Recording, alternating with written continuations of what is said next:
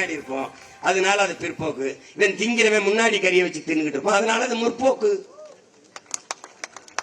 இதெல்லாம் இவங்களுக்கெல்லாம் அறிவாளிகள்னு பேர். அந்த நாட்டில் அறிவாளிகள்னு பேர்.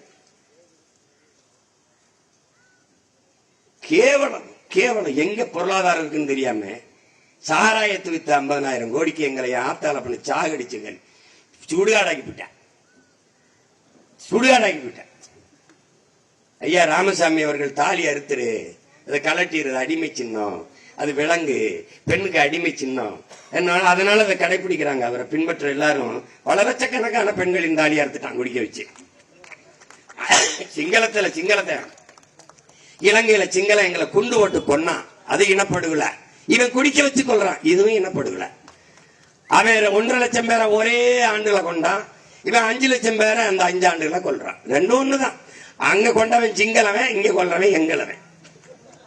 நிறைய பெரிய வித்தியாசம் இல்ல. இப்படியே கத்திக்கிட்டே இருக்க நினைச்சிட்டு இருக்காத. இந்த நாட்டை என் முன்னவர்கள் கண்ட கனவின் வழி நடந்து, என் உயிர் தலைவன் கொண்டு வந்து சுமந்து நின்ற கனவை, அதை அப்படியே என் தலைவனின் வழியே பாதை, அவன் மொழியே கீதை என்று பின்னடக்கிற அவன் பிள்ளைகள்.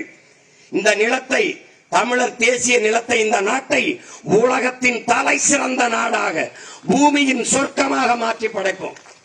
நீ பார்த்துக்கிட்டு 5 ஆண்டுகள் ஆகச் சிறந்த நாடாக மாற்றுவேன். அவ்வளவு திட்டங்கள், சிந்தனைகள் எல்லாம் தான். கோடி கனவு கொண்டோம், அதை நிறைவேற்ற கூடி வாருங்கள், ஓடி வாருங்கள் என் மக்களே என்று ஊர் ஊராக கத்தி வருவது காரணம் அதுதான். அவனுக்கு தெரியாது ஆடு மாடுன்னா என்னமோ வச்சுக்கிருக்கான். இது இன்னைக்கு இல்லடா. என் தம்பி சீமான் சொன்ன மாதிரி முல்லை நில ஆதியில காடுகள்ல நாங்க வாழத் தொடங்குற போது, மலையிலிருந்து கீழே இறங்கி காடுகள்ல வாழத் தொடங்குற போது செஞ்சதுராது. ஆடு மாடு மேய்த்தல் தொழில் அல்லடா, எங்கள் வாழ்க்கை முறையடா, எங்கள் கலாச்சாரம்டா, பண்பாடடா. உலகத்துல நான் யாருன்னு வர்றான். எத்தனையோ இனங்கள் இருக்கிற. ஆட்டுக்கும் மாட்டுக்கும் விழா வச்சு மாட்டு பொங்கல் என்று கொண்டாடிய பரம்பரைடா நாங்க. குடும்ப அட்டையில ரேஷன் கார்டுல மாட்டு பேரை சேர்த்த மரபன் நாங்க தான்டா அந்த மரபினன்.